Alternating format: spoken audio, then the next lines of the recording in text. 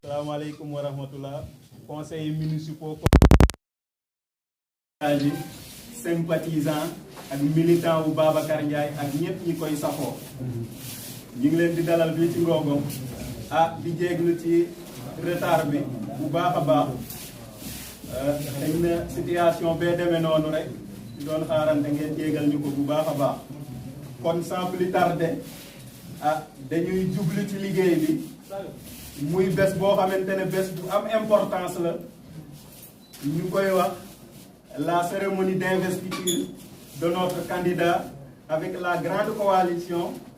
Gëm Sa Bopp ñu ñëw tey pour investir notre candidat Baboucar Ndiaye aux élections territoriales du 23 janvier 2022 ñun ñaan rek nañu ko daan defe dëbb ak barke dem saa bu ñu ci yàlla yóbbuwee ñu gàdduwaat ndam li rek continuer waat liggéeyaat ba faw rek yàlla ko yàlla def kon ñi ngi jox cadeau bi Ibrahima Gningue muy le président de la du conseil communal de la jeunesse de Ngogom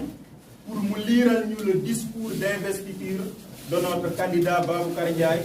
dans la grande coalition Gëm Sa Bopp. Monsieur Gningue, vous avez la parole. Coalition Gëm Sa Bopp, monsieur le maire de la commune, chers militants, sympathisants, chefs de village, monsieur les journalistes. Le dimanche 23 janvier 2022, les Sénégalais seront appelés à choisir leurs élus locaux pour la gestion des affaires locales. À l'heure actuelle, les partis politiques, coalitions et mouvements sont à pied d'œuvre pour le choix de candidats fiables, un candidat de consensus. Toutefois, cet exercice aussi complexe fait jaser plus d'un. Heureusement, pour nous à Ngogom, depuis 2002, le maire Baboucar Ndiaye a fini de faire l'unanimité autour de lui. Cette convergence d'esprit et de cœur, ce climat fraternel, cette confiance mutuelle au sein de l'équipe ont toujours valu à M. le maire de la commune de Ngogom des victoires éclatantes durant les élections locales de 2002, 2009 et 2014. Voilà 3 belles victoires qui sont le fruit de l'affection et de l'adhésion des populations de Ngogom au projet politique du maire Baboucar Ndiaye. Dès 2002, beaucoup d'espoir était porté sur sa personne malgré son jeune âge dans la politique. C'est d'ailleurs ce qui lui a valu son élection lors des élections de la même année. Ce dernier n'a jamais déçu des espoirs. La preuve est sa réélection en 2009 et en 2014. Monsieur le maire, votre engagement et votre proximité avec les populations ne datent pas d'aujourd'hui. Pour arriver à ce niveau, vous avez bravé les tempêtes, la pluie, la chaleur, pour faire le tour de la communauté rurale à l'époque, seul avec ta charrette. Il faut être un leader, endurant, persévérant et croyant en soi pour arriver à ce niveau. Oui, le Gëm Sa Bopp, le Bokk Sa Gox, vous l'avez toujours incarné.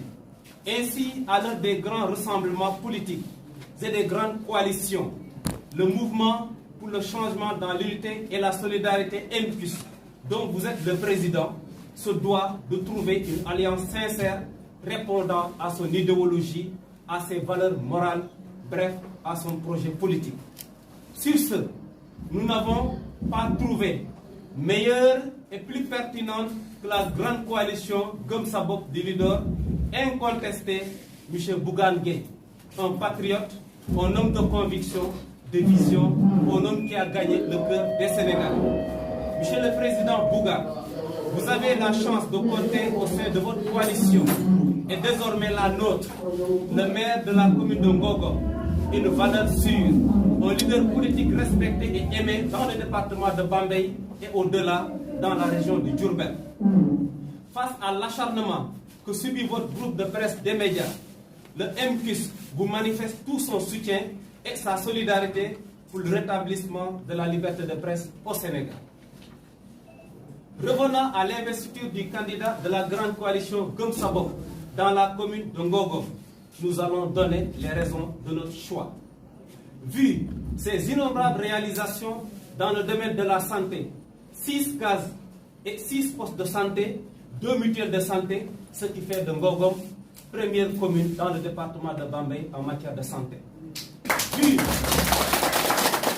la création d'établissements scolaires, 24 écoles élémentaires, 3 collèges, 7 cases de tout petits et le premier lycée écologique du Sénégal, je veux nommer le lycée de Bambey-Serer, la construction de salles de classe, de murs de clôture ainsi que la dotation en fourniture, ce qui fait également de la commune de Ngogom première en matière d'éducation dans le département de Bambey. Vu l'atteinte des objectifs du développement durable en matière hydraulique depuis 2014, vu l'achèvement de l'électrification des 5 villages restants dans la commune de Ngogom, Wadikan, Mbari Ale, Ker Ibra Diop, Ker Aliou Diouf et Ndoukoumane, vu la réfection et l'entretien du réseau électrique, vu la création de la forêt de Silan d'une superficie de 52 hectares avec une ferme intégrée à son sein, vu la création d'emplois à travers le fonds d'appui aux initiatives des jeunes, vu la création de 8 périmètres maraîchers dans les 8 villages environnant la forêt de Silan avec la coopération internationale avec SOS Sahel. Vu la construction de 3 murs de clôture d'intérêt sportif de la commune de Ngogom, à Silan, à Bambey-Serer et à Ngogom, et aussi les subventions annuelles accordées au mouvement Naveta. Vu la subvention annuelle accordée aux étudiants de la commune pour améliorer leurs conditions de vie et d'études, vu le soutien et la subvention accordée au conseil communal de la jeunesse pour le déroulement de ces plans d'action, vu les innombrables formations offertes aux jeunes et aux femmes, vu le financement des groupements de promotion féminine avec le projet Digué, vu la création d'une institution de microfinance, mutuelle de crédit et d'épargne en Soukali Ngogom, vu les perspectives et les projets en cours, notamment la mise en place d'un centre de formation professionnelle de dimension nationale, le pôle urbain de Ngogom, l'extension du réseau électrique, la réduction des abris provisoires, l'élargissement de la carte scolaire, le renforcement des fonds d'appui aux initiatives des jeunes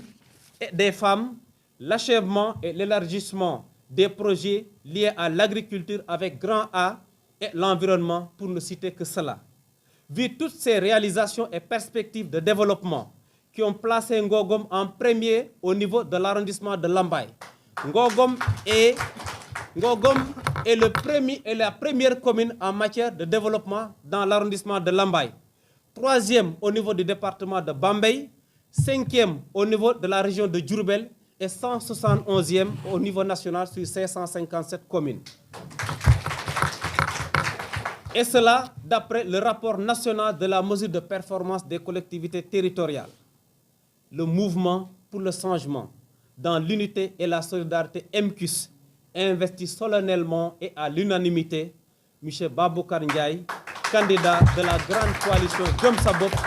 pour les élections territoriales de janvier 2022 et lui souhaite une victoire éclatante. Merci de votre aimable attention.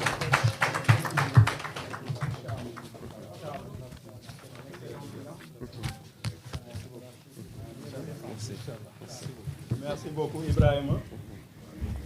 mu lim ko fii muy ci wàllu wérgu yaram tey commune Ngogom am juróom-benni case de santé juróom-benni poste de santé li ko def mu jiitu ci département wu Bambey en matière de santé. wàllu éducation 24 écoles élémentaires ñaar fukk ak ñeent yi doon ay école franco-arabe 3 CM Ndem Maysa Bambey-Serer Ngogom ak benn lycée boo xamante ne c'est le premier au Sénégal ñu koy wax lycée écologique maanaam élèves yi di jàng di fa toppatoo wàllu assainissement di fa toppatoo wàllu alam gi nguur méngale seen njàng moomu njàngu tubaab yi ak njàngu alam bi ñu boole ko am xam-xam yu gën a yaatu yoo xamante ne yemul rek ci ay mathématiques ak français kon loolu premier la ci commune Ngogom réalisation yooyu yemul foofu rek ci wàllu sport ci département wu Bambey tey ñun rek Babacar Ndiaye ak équipe am moo fi tabax ñetti terrain yoo xamante ne clôturé na leen ndaw yi di fa football di fa def seeni bëgg-bëgg ci wàllu assainissement toujours wala boog wàllu développement économique ku ne xam na ne forêt bi nekk ci municipaux les notables les femmes les jeunes ànd nañu ñoom ñëpp bés ni ki tey tab Babacar Ndiaye muy seen maire muy seen candidat di seen maire ci élection yi ñuy jëm. Merci. bu ñu paree ci loolu nag du ñu yem foofu. Grande coalition Gëm Sa Bopp et la délégation qui l'accompagne, messieurs les chefs du village et notables qui sont là devant nous, messieurs les responsables et militants du MQUS, Mouvement pour le changement dans l'unité et la solidarité, chère population de Ngogom, chers invités et chers journalistes. Je voudrais, au nom de tous les responsables et militants du Mouvement pour le changement dans l'unité et la solidarité, des chefs du village présents, des jeunes et des femmes de la commune de Ngogom, souhaiter la bienvenue à Monsieur le Président de la grande coalition Gëm Sa Bopp, Monsieur Bougane Gueye Dany et toute la délégation qui l'accompagne, tous les invités ici présents, la presse en général. Cette investiture est un moment fort dans la vie de tout individu, de toute une équipe et de toute une communauté. Par son symbolisme et sa portée, et restera gravé dans les annales politiques de la commune de Ngogom, pour ne pas dire du département de Bambey,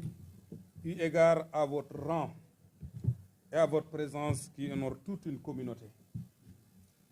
Nous pouvons vous assurer, Monsieur le Président, que nous ne ménagerons aucun effort ici à Ngogom pour une victoire éclatante au soir du 23 janvier 2022 avec la grande coalition Gëm Sa Bopp. Votre honorable parcours sur le plan socio-économique, politique, nous autorise et nous reconforte dans le choix de la grande coalition Gëm Sa Bopp pour un Sénégal prospère et imbu de ses valeurs cardinales. Monsieur le Président Bougane Gueye, vous incarnez la référence et l'espoir de ce pays qui a besoin d'hommes de valeur, de probité morale et de compétences pour se hisser au sommet des pays développés. Les jeunes, les femmes, la population tout âge confondu souhaitent, au soir du 23 janvier 2022, une victoire éclatante à la grande coalition Gëm Sa Bopp que vous dirigez avec efficacité et efficience dans toutes les collectivités territoriales du Sénégal. Pour finir, le mouvement MQUS affirme son ancrage dans la grande coalition Gëm Sa Bopp et son engagement sans faille aux côtés de toutes les forces qui la composent et réaffirme son soutien indéfectible à tous les combats du président M. Bougane Gueye Dany. Enfin, nous ne pouvons terminer sans vous manifester tout notre soutien suite à l'acharnement et aux violations de la liberté de presse dont votre groupe de presse fait l'objet. Ensemble et unis, nous vaincrons, Inch'Allah. Vive MQUS, vive Gëm Sa Bopp, vive la grande coalition Gëm Sa Bopp, pour que vive le Sénégal dans la fraternité, la paix, la concorde et la prospérité. Je vous remercie de votre présence, Monsieur le Président, qui nous honore tous. Et merci à tous ceux qui ont fait le déplacement à Ngogom. À bientôt dans le combat d'ici quelques jours. Jërë ngeen jëf, Njoka Njal. Merci.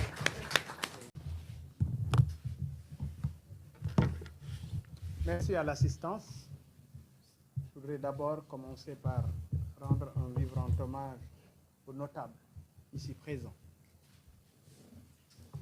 Je remercie la jeunesse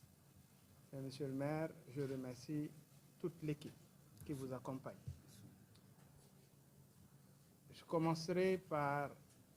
l'exposé du président du conseil communal de la jeunesse. Monsieur le maire,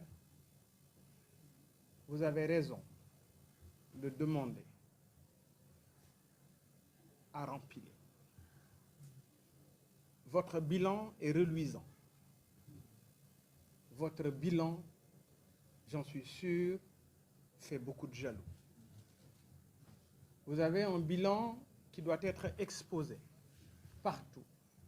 au Sénégal. Vous faites partie de ces maires qui, aujourd'hui, font la fierté des populations qui l'ont choisi.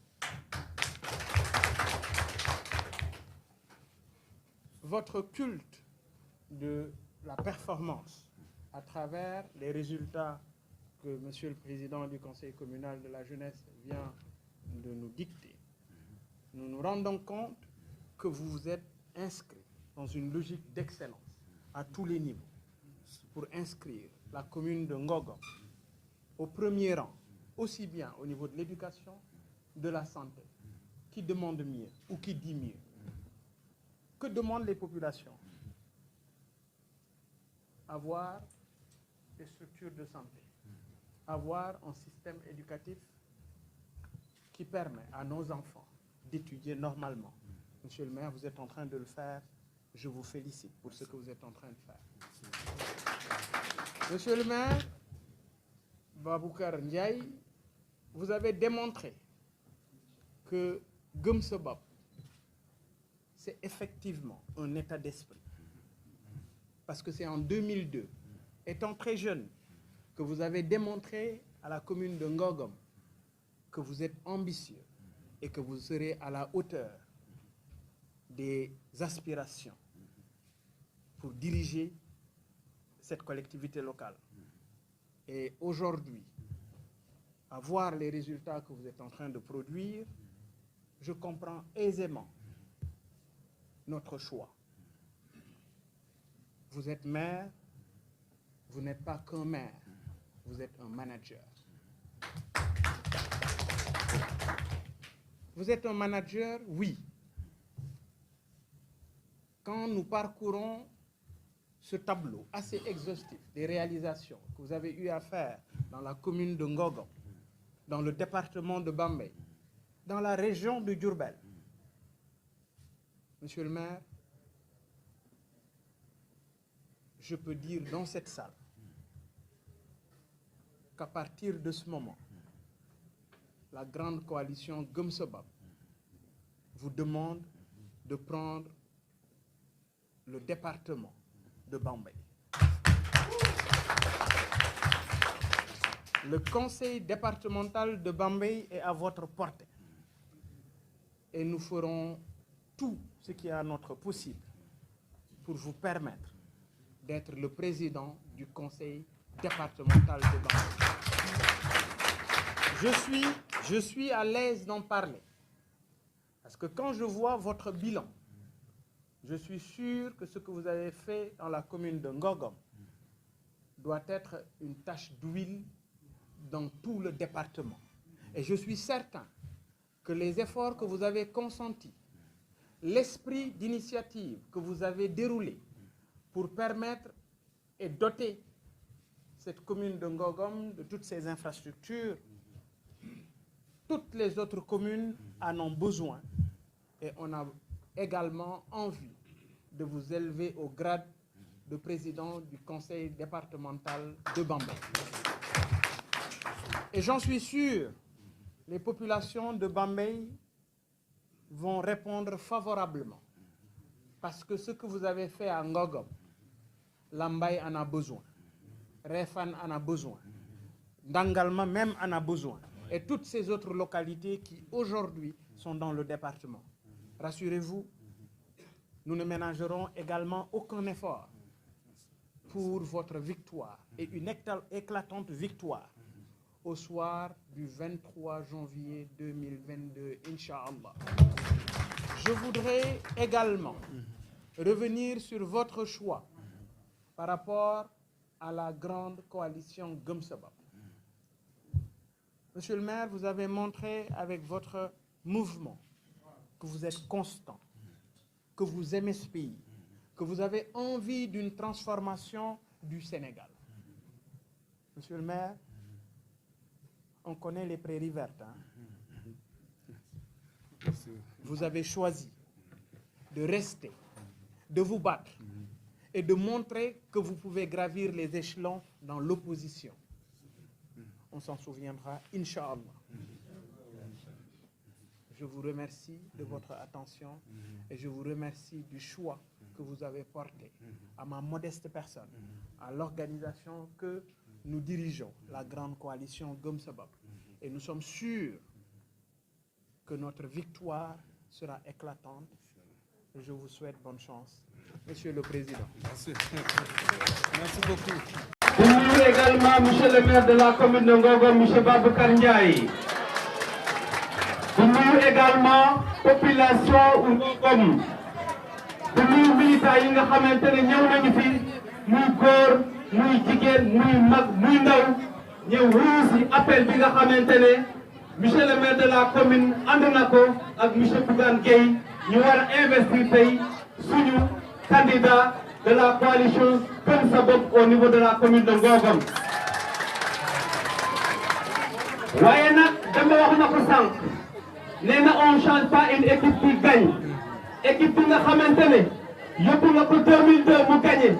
nga yóbbu ko 2009 mu gagné waat nga yóbbuwaat ko 2014 mu gagné waat waaye équipe boobu suñu wootee di nga ko yóbbu nga gagné waat. li tax nag ñu war a tanaat monsieur le maire danañ leen ko wax dama nee na ndajem tubaab teyit li nga xamante ne moo tax ñu bëgg a tànn monsieur le maire de la commune Babacar Ndiaye mu nekkaat candidat fas yéene jëlaat commune Ngogom la ci jiitu mooy li jëm ci li nga xamante ne moo jëm ci wàllu wér-gu-yaram dama ñu na ko sànq commune Ngogom rek ngay ñëw fekk juróom-benni poste de santé juróom-benni case de santé ñaari mutuelle de santé ak li nga xamante ne moom lay jàppale poste de santé loolu moo tax commune Ngogom jiitu ci département Bambey en matière de santé soo jógee ci wér-gu-yaram nga dem ci njàng mi commune Ngogom mooy commune bi jiitu également ci département Bambey ci li jëm ci wàllu éducation mooy njàng mi mooy bépp commune boo xamante ne am na ñaar fukki école élémentaire am na juróom-ñaari case de santé am na ñetti collège benn lycée écologique bi nga xamante ne benn lycée le Sénégal mooy lycée le Bambey Sereer li nga xamante ne moo jëm ci ndox dama wax na ko commune Ngogom dafa jox li nga xamante ne mooy village yi nekk ci commune Ngogom da jox village yoo xamante ne nekkuñu ci commune Ngogom pour dem Kër Mor Sele xam nga ne bokkul ci commune Ngogom te monsieur le maire jox na leen ndox kon kooku yemul ci commune Ngogom également li nga xamante ne moom mooy courant bi monsieur le maire mu ngi ci taxaw di defar yàqu-yàqu yi waaye yemu ca dañu demoon Ngogom mu def juróomi village yoo xam ne amuñu courant muy village yu Mbari Ale muy village yu Waji Kan muy village yu Kër Ibra Diop Kër Aliou Diouf ak Ndukumaan tey boo demee Mbari Ale courant ba takk na nga dem Waji Kan courant ba takk na nga dem Ndukumaan nga dem Kër Ibra Diop Kër Aliou Diouf foofu yaa nga ñuy samp courant bi nar a takk Ngogom leer nañ. donc day leen génne papier publicité commune Ngogom rek moo créé également benn forêt boo xamante mu ngi ci 52 hectares créé ferme intégrée nga xamante ne ñu ngi fay former ndawu commune yi ñu fay liggéey ci lu jëm ci yarum jën ci yarum nag ci li nga xamante ne mooy yarum ganaar mais également ci amul d'une façon générale loolu am na ci Ngogom suñu demee également monsieur le maire dafa créé benn fonds boo xamante ne moom mooy jàppale ndaw ñi ci seen financement projet boo demee ci ferme Silane dafa périmètre maraîcher maanaam mbéyum dër foo xamante ni jigéen ñi ñu ngi koy yëngatu muy juróom-ñetti village bu ci nekk am na périmètre maraîcher ci coopération ne daf ko set ak tubaab yi. commune Ngogom également ngay dem ñetti terrain football yi fi nekk yëpp monsieur le maire clôturé na ko muy benn ci Ngogom ñaar ci Silane ñett ci Bambey Sereer. boo demee également li nga xamante ne mooy étudiants yi chaque année doom yi nga xam ne ñu ngi nekk université monsieur le maire di leen jox subvention pour seen nekkin gën a yewen ci université yi nga xam ne ñu ngi Sénégal. buñ ca jógee jigéen ak jeunes yi ñu ngi ci ay formation yoo xamante ne dana jàppale jigéen ñi jàppale jeunes yi fii may wax ak yéen dem rek laa mujj a envoyé ñaar fukki jigéen yu nekk ci commune bi tey ña nga ca Kaolack di def formation boo xamante ne dafa jëm ci loo xam ne transformation des produits locaux ñu ànd ko ak yeneen jigéenu Sénégal. su ma jugee ci loolu dañuy dugg également ci financement promotion des femmes jigéen yi également am na projet bu ñu tuddee jigéen ca waar ba ñu ngi financer jeunes yi ñu ñetti di yëngatu ku ñëw fii ci Ngogom foo baa ngi fii. leneen la ma ciy tegaat aussi tam mooy programme d'assainissement commune Ngogom monsieur le maire dafa initier programme boo xam ne def nañ ko ba pare maanaam une maison une latrine maanaam benn kër benn toilette ñu def ko mooy ñaari téeméeri toilette ñu def ko ci commune Ngogom pour assainissement. ñu ne foofu lay yem monsieur le maire créé benn banque boo xamante ne mu ngi fii nii toute mutuelle de crédit mutuelle d'épargne et de crédit ànd suqali Ngogom nga xam ne jigéen ñi fi la ñuy ñëw ñu leen di lebal ci taux yu faible vraiment ñu mën a liggéey seeni projet. ñu ne loolu nga xamante ne moom la ñu lim fii nii muy ay projet yoo xam ne def nañ ko dafay tax ñu ne kon monsieur le maire bii nii ci réalisation waaye yemu ca fii ñu jëm nii monsieur le maire nee na dina fexe ba lii nga xamante mooy formation professionnelle ndax centre de formation professionnelle bi nga xamante ne benn lañu war ko tabax ci Ngogom ci département Bambey gouvernement bi wax ne li ma gis Ngogom gisuma ko feneen naam monsieur le maire àndut ak le régime en place waaye dañ ne li ñu gis Ngogom jar na ba ñu indi le centre de formation départemental centre baa ngi fii nii boo gënee école Ngooj ñu war ko construire sur 4 hectares nga xamante liggéey rek moo wóor monsieur le maire gàcce ngalaama. bu loolu wéyee beneen programme tam bu ñu tuddee le pôle urbain nga xam ne war nañ ko tabax ci li loger l'autoroute Ila Touba de Bambey jëm vers Silane ñu war ko fa def pôle urbain bu rëy boo xamante ne lépp lu nekk Diamniadio war nañ ko def fii Bambey de commune Ngogom impulser le développement du département de Bambey. loolu suñ ci jógee également nee nañu am na ay abri provisoire dinañ fexe ba abri provisoire yi comme électrification bu neexee suñu borom fi ñu jëm dañ koy boucler ñu jubluwaat également ci construction salle de classe yi pour réserver le abri provisoire. waaye yemu ca am na dëkk yoo xamante ne seeni courant xëy na poto yi dese nañoo mat suñ ci jógee tam dinañ fexe ba dëkk bu ci nekk mën a am poto yu mat courant bi egg fi mu war a egg maanaam extension électrique. loolu tam muy nekk loo xamante ne dinañ renforcer waat le fonds d'appui aux initiatives des jeunes pour gën a jàppale jeunes yi ñu gën a mën a liggéey am projet yoo xam ne bancable ñu financer leen pour ñu mën a jàppale seen i parents jàppale seen i askan. également beneen muy achèvement de l'élargissement des projets liés à l'agriculture. Bambey commune département de Bambey la commune de Ngogom dafa nekk une commune à vocation agricole ñu war a jàppale jeunes yi ci agriculture ñu ngi liggéey ak i partenaires xëy na fii ñu jëm dañu leen gën a créer li ñu tuddee des fermes communautaires aux jeunes de s'épanouir dans le domaine de l'agriculture. donc loolu li ñu tudd fii yëpp dafa tax dafa am document boo xamante ne moom moo classé commune Sénégal yëpp maanaam ku am élève maanaam composition rek ñu ne commune yi raw ci Sénégal boo ñëwee ci arrondissement Lambaye ñeenti commune ñoo fi nekk muy commune Ngogom muy commune Réfane muy commune Gawane muy commune Lambaye waaye document boobu nga xamante ne dafa gën ñu ne commune Ngogom moo jiitu ci arrondissement wu Lambaye ci wàllu performance ñu ne boo demee ci département Bambey muy ñetteelu commune bi nga xamante ne moom moo jiitu ci performance économique. boo demee ci région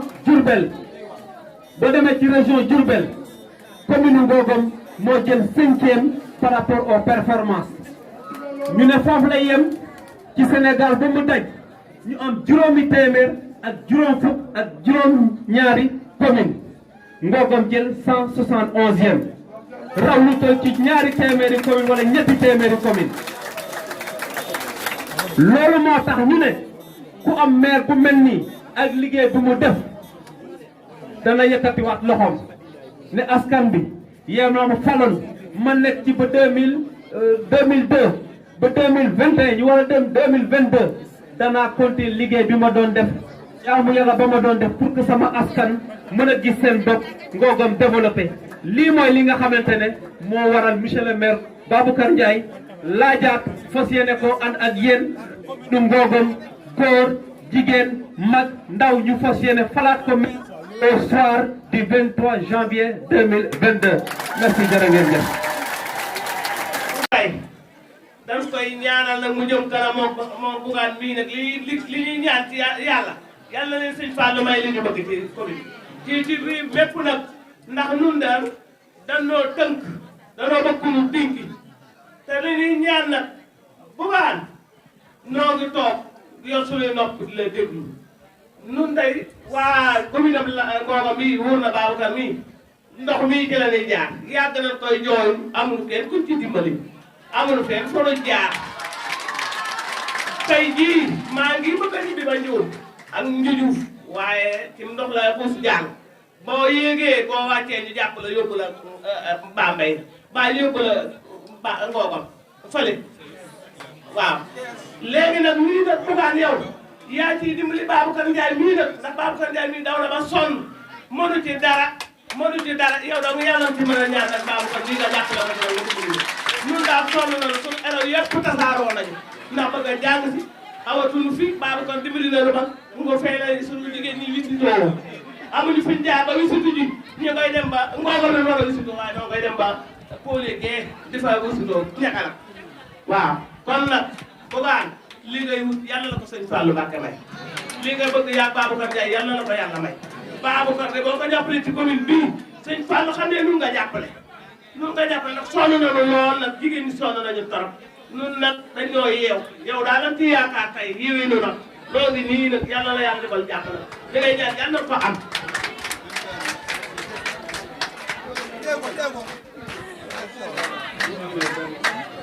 Demba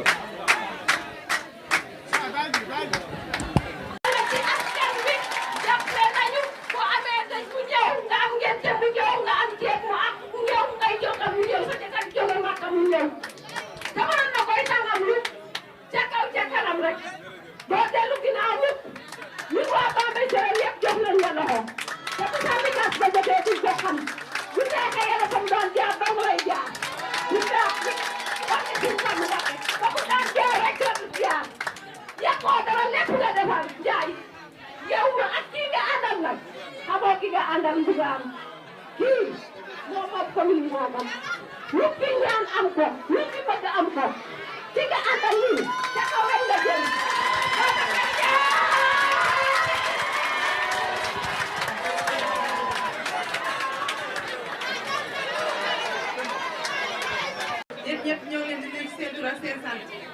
di leen sant di leen gërëm ci teewaay bi woote rek ngir wuyu si rek dafa neex waaye ku ko jar moo ko jar muy maire monsieur le maire macha allah loxoom ci kaw parce que ba ñu ko jàppee ba tey delluwuñu ginnaaw loo bëgg lu nekk mi ngi ci te loo soxla mi ngi ci dawul kenn lépp loo soxla lu nekk rek boo ko disee jaay mu fajal la ko waaye Bougane jàpp nga ko jara jàpp koo xamante ne xeebul kenn muy xale bu ndaw muy mag ñëpp xeebul kenn fu ne mën na faa yendu mën na faa fanaan bëgg ñëpp bëgg ko kon nag fi nga teg sa loxo foofu nag buñ ko teg mbir mi mu ci sa ginnaaw loo foo ñu joxuñ loo fa la ñuy xool fa ñu jëmale foofu la ñuy jëm delluwuñu ginnaaw arrière ñu muy guddi muy bëccëg muy suba muy ngoon barke Serigne Saliou ca kaw ci kanam rek.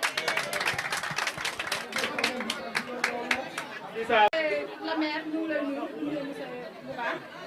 di la wax nag dalal jàmm suñu commune di ñaan nag nga dem ba nekk première nga dem ba nekk président de la république suñu maire nga tàbb ko premier ministre de la république ñu la koy ñaan yàlla na ko yàlla def ci darajaay mag nekk di wax nag ñu sant bu baax a baax suñu maire parce que bañ ba mu jàppee ba léegi bàyyiwul te nag jooyuñu dara namuñu ñeewuñu benn commune ci commune bi nga xamante ne ci département Bambey la bokk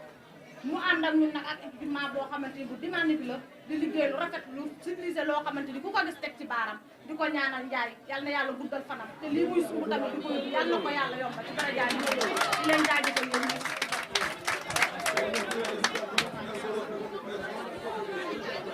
Merci beaucoup. Kon ñu jox Abdou Tine kaddu bi mu wax au nom des conseillers. Le grand conseiller Abdou Tine, le président de la commission éducation, sport et loisirs. Assalamu alaikum mbooloo mi. Assalamu alaikum le président Bougane, leader de la coalition Gëm Sa Bopp.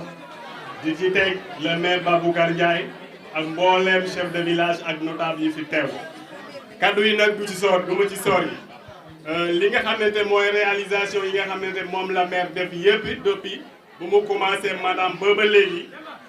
yaakaar naa ku nekk teg nañ ci gëtëm. la preuve li koy firndeel li ma ci li koy wane mooy li mu ci bëgg a yóbbu mooy booy xool trois mandats la def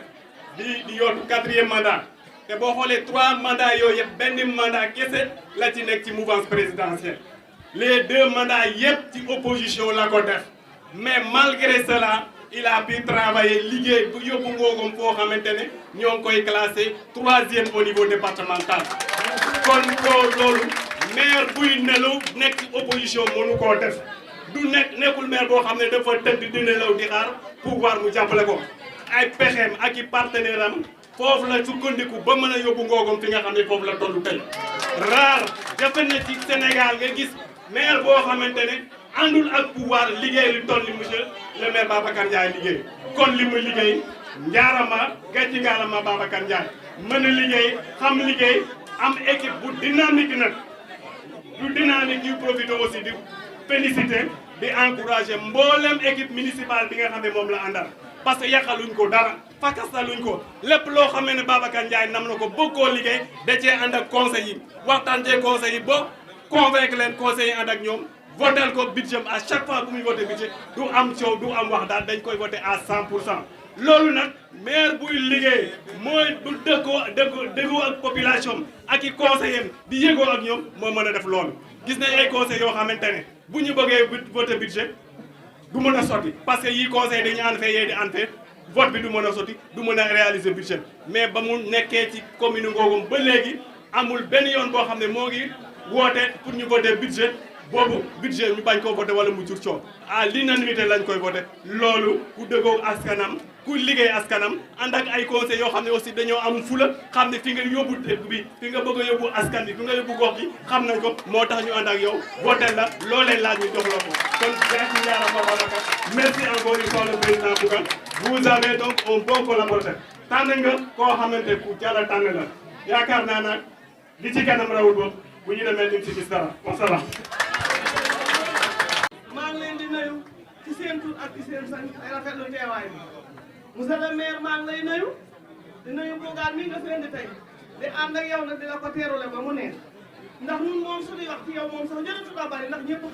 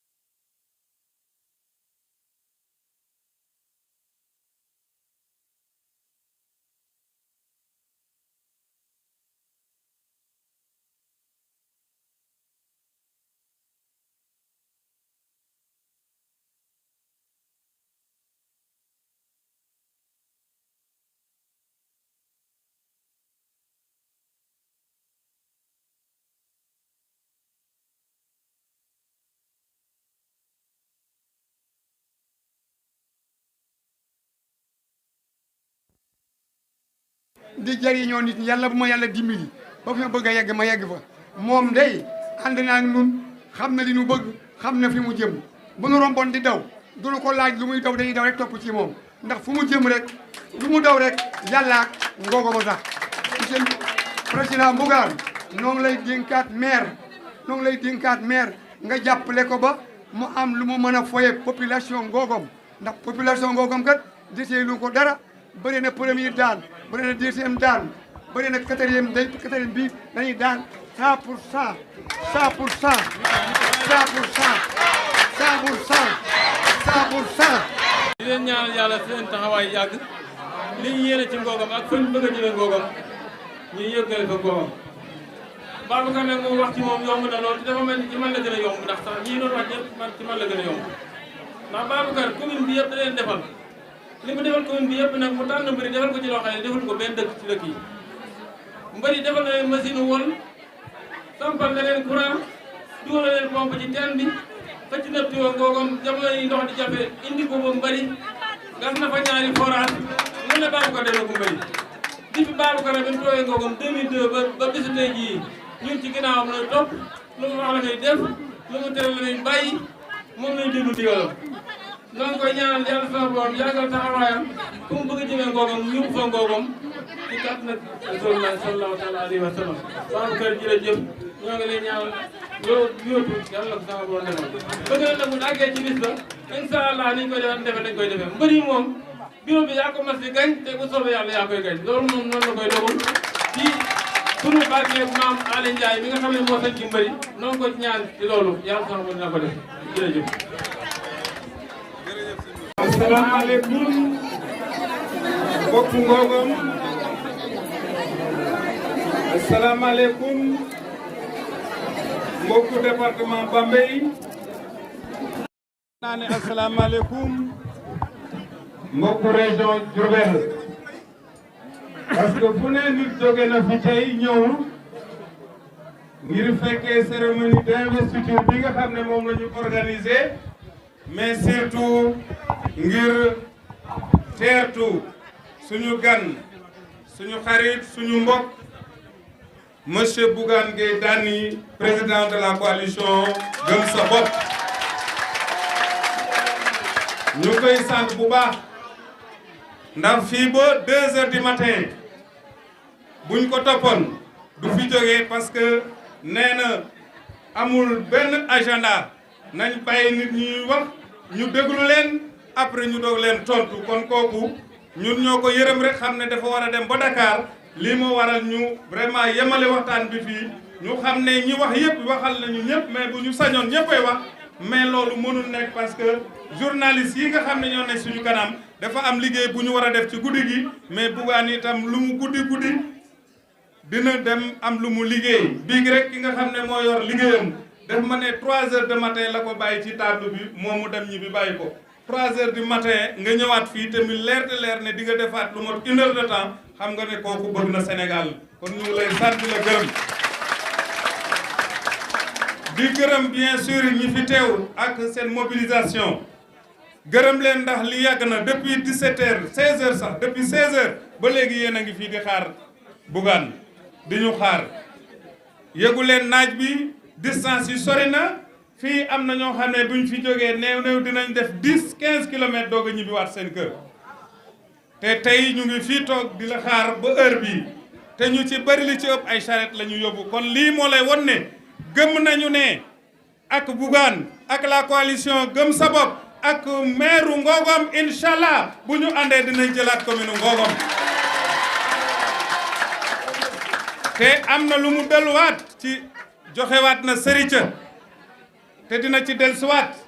nee na ngeen may ñu rek ñi nga xam ne ñooy wax ci ginnaaw nee na dina ànd ak ñun incha allah ñu gagné commune Ngogom dina ànd ak ñun ñu dem conseil départemental gagné ko loolu nag lu am solo la kon ñu ngi lay gërëm bu baax mënuma ñàkk a gërëm waa Ngogom Polek Ngogom village fii nga xam ne fii la ñu defee réunion bi li ko waral monsieur le président pendant 17 ans voire 18 ans ñu ngi élire domicile fii octroyé fii ci village bu Ngogom ñoo leen di jox ñu naan ñoo leen di jàppale ci lépp li nga xam ne moom la ñu soxla mosuma ñëw fii am benn problème fii Ngogom sama benn agent mosul am problème fii Ngogom village bu Ngogom kon ñu ngi leen di sant di leen gërëm ci teraanga yooyu di leen sant di leen gërëm parce que xam nañu ne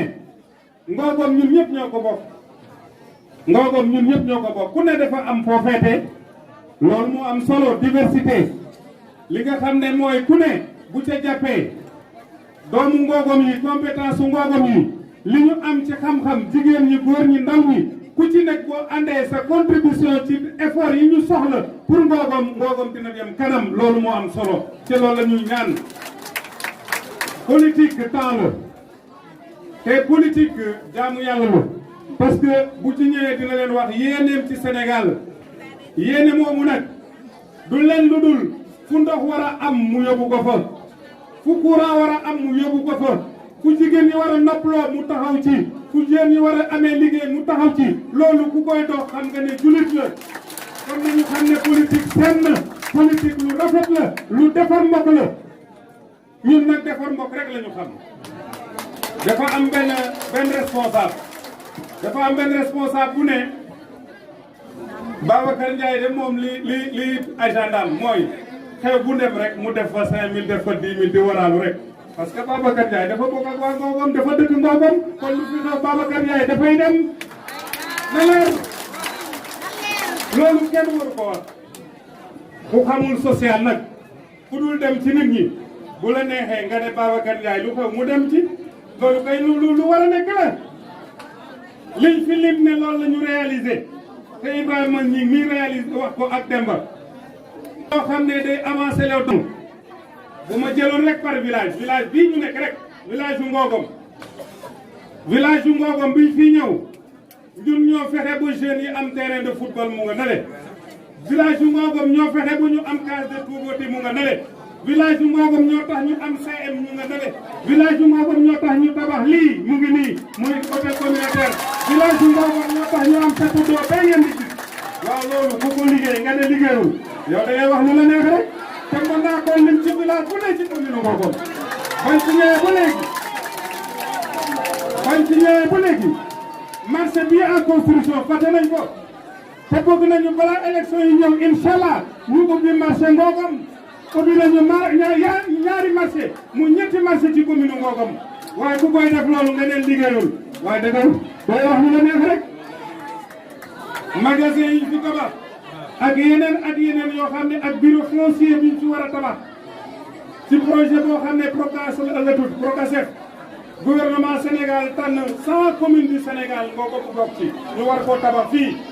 waaye ku naan defuñu dara da ngay wax lu la neex rek wante def nañu de te foo dem nag nga fekk fa suñu réalisation dans tous les villages parce que Ibrahima wax na ko ba ñuy ñëw fii fukki dëkk ak benn ñoo amoon ndox ci ñeent fukki dëkk ak benn ak ñaar fukki amoo fii mu tollu waxuma robinet ci mbedd yi de kër boo dem ci commune Ngogom nga fekk fa robinet kër boo dem Ngogom nga fekk fa robinet bañ fa jógee courant xam ngeen ne am na dëkk yoo xam ne yu mag ñu ëpp la ñu am ci courant weesuwul fukki dëkk fii mu toll juróomi dëkk yi ñuy réalisé muy Ndukumaan muy kër Aliou Diouf kër Ibra Diop Mbari Ale bi nga xam ne pare na wàjji pare na juróomi dëkk yi buñ ko réalisé ñu am 100% courant ci commune Ngogom la tey des mooy amoo yi duñ leen fàtte kër Madiaw kër Sanu ak dëkk bi nga xam ne mooy Mbaylaar Silane loolu mooy amoo mais village bu yeewu fii ci commune Ngogom chef du village yor sa drapeau fii ak 1 mois tous les chefs du village dinañ am courant fii ci commune Ngogom waaw kon xam ngeen ne war ngeen xam ne yéen waa Ngogom jig ngeen ma wante man itam jig naa leen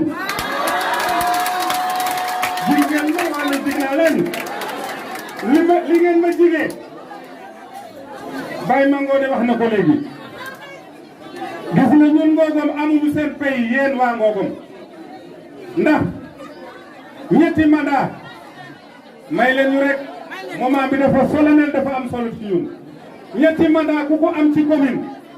te benn mandat moom nga am ànd ko ak gouvernement ñeenti at la ñu def ak Ablaye Wade de 2002 pratiquement 2005 ñu pare ci Ablaye Wade mu gën a ñu simple suñuy loxo teg fële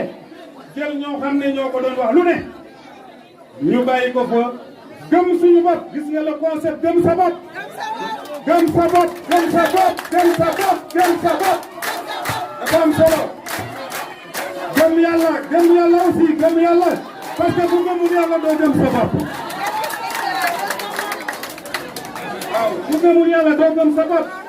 dañoo gëm yàlla gëm suñu bopp ñu bàyyi la nga xam ne ñoo ko xeexoon ba pour bu ñëw ci pouvoir def ànd ak suñu bopp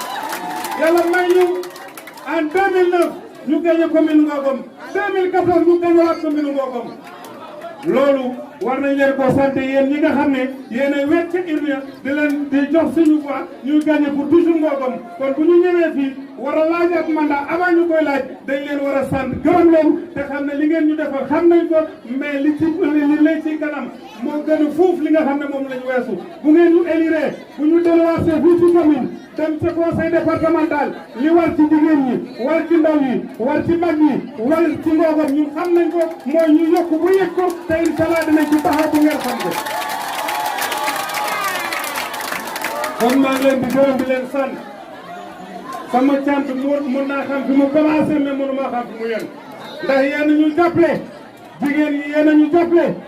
jeunes yi yéen a ñu jàppale mag yi yéen a ñu jàppale ba ñu egsi fii ñu tollu kon sant nañu yàlla wante sant nañ leen bu baax a baax Mbaye Fall ñu ngi lay sant bu baax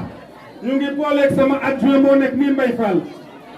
ba may ànd ak moom opposition 94 ba léegi maa ngi ak moom 94 ba léegi maa ngi ak góor gi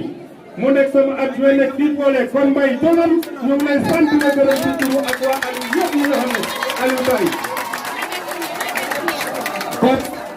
ñu ngi leen di sant mënuma jeexal te dellusiwaatul ci suñu gan kii référence la déglu leen ñu baax waay ma ne déglu leen ñu baax Bougane Gueye Dany président Bougane référence la mais yaakaar la ci Sénégal espoir la pour toute la jeunesse du Sénégal mais pour tout le Sénégal nañ ko xam moom mii bu ko yàlla joxee li mu bëgg ci Sénégal waaye ki nga xam ne dafa yor yëfu boppam mënoon toog ci bureau climatisé yoonam nekkul ci Sénégal di gérer ay milliards yor plus de 500 employés embauché lu mot juróomi téeméeri nit waaye kooku bu fekkoon ne alal rek lay wut ci Sénégal mais du toog ci bureau mais xoolal alalam boobu yéene bu mu am ci Sénégal jël ci alalam dugg ci biir Sénégal fu ne mu teg fa tànkam amatul jot carburant xaalis lu ne mu koy def pour uniquement askan bi ne ci jàmm pour askan bi mën a avancer mais kooku royukaay la kooku dañ ko war a jàppale ngir mu yor réew mi bu yoree réew mi di ngeen ko xam dara yéen ñi kon bu ma ñëwee fii dama lay sant di la gërëm sant naa la gërëm naa la ci li nga xam ne moom nga ñëw fii mais sant naa la ci sa vision ci sa détermination sa engagement pour le Sénégal te Inch'Allah nous allons cheminer ensemble dinañ leen dinañ ciy jàpp xeex bi dinañ ciy jàpp dans tous les domaines ànd ko ak góor yi fi nekk ànd ko ak waa Ngogom mag ñi góor ñi jeunes yi pour que li nga bëgg ci Sénégal mën a réaliser maa ngi lay gërëm di sant jërë ngeen jëf. waa Ngogom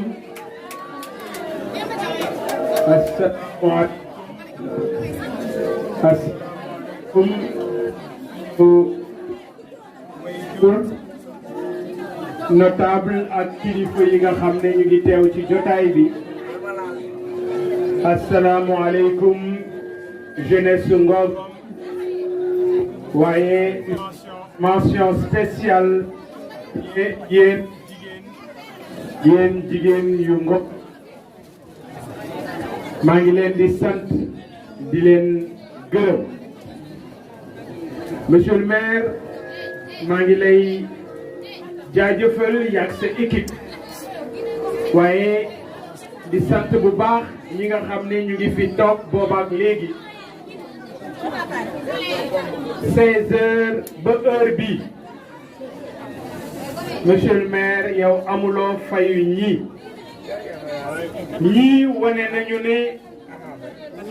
ñu ngi lay bàyyi xel ñii wane nañu ne ñu ngi bàyyi xel ci liggéey bi ngay def pour ñoom liggéey bi nga def ci Ngogom monsieur le maire bi ñu ko limee maa ngi wax Abou Mbaye mi ma àndal ma ne ko ndekete am na maire bu liggéey ci Sénégal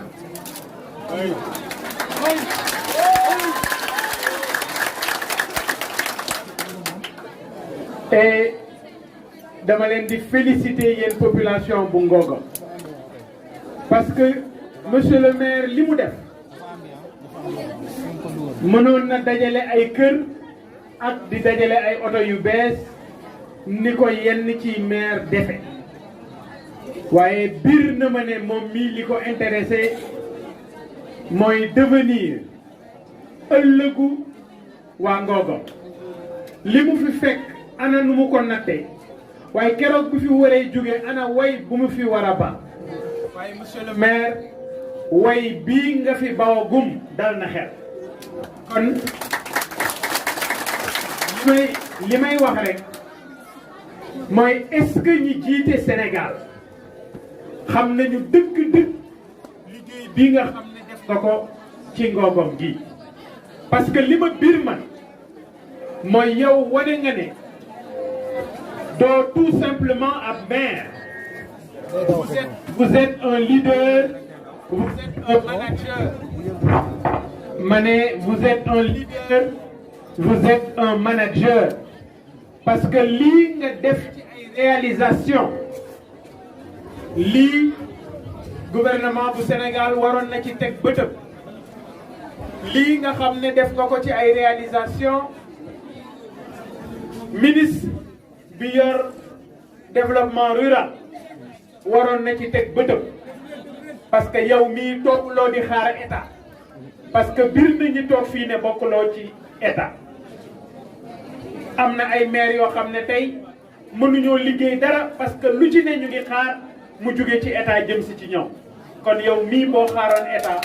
tey nii du ñu am considération bi ñu am ci yow waaye dama leen bëgg a wax yéen population wu Ngogom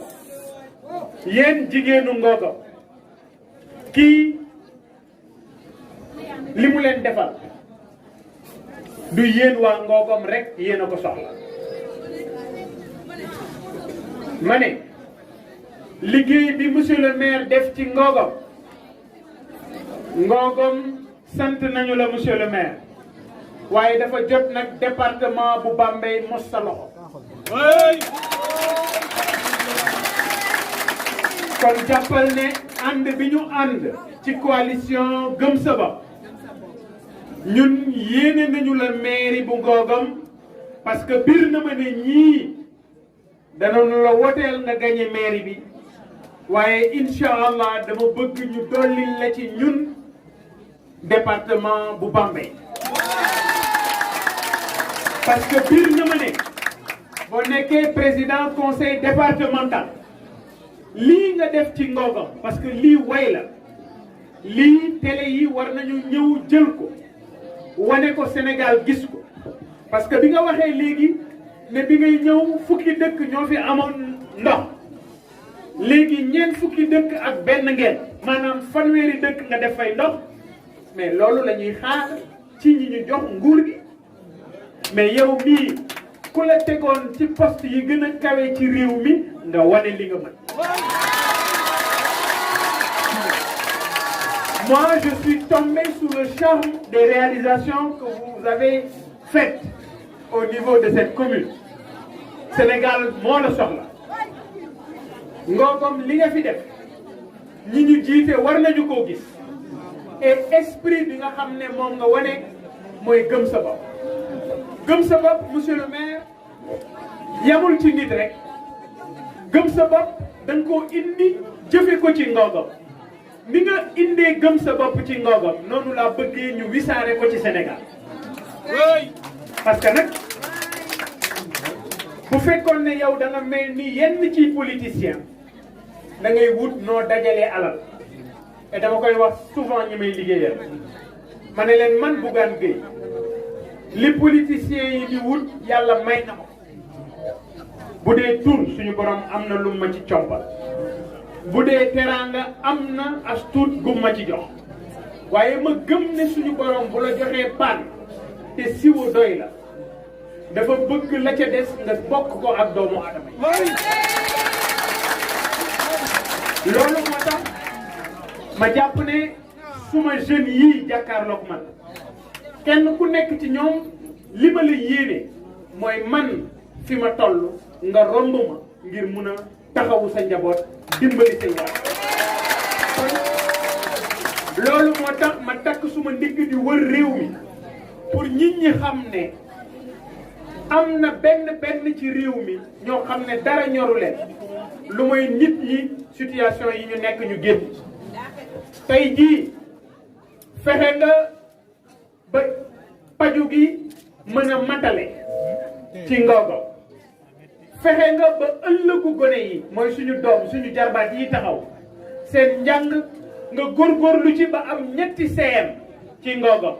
am lycée écologique muy benn ci Sénégal ci Ngogo monsieur le maire gàcce naa li ma bëgg nga xam ko mooy développement Sénégal yokkute Sénégal ci suuf lay tàmbalee man gëw ma ne ñi ci kaw ñoo war di nguuru di noos déedéet ñi ci suuf ñoo war nekk ci seen jàmm bu ñu xiifee lekk bu ñu feebaree faju waaye bu ñu liggéeyee seen ñàkk mun leen a jariñ mooy man lu ma gëm te loolu dong moo ma tax may xeex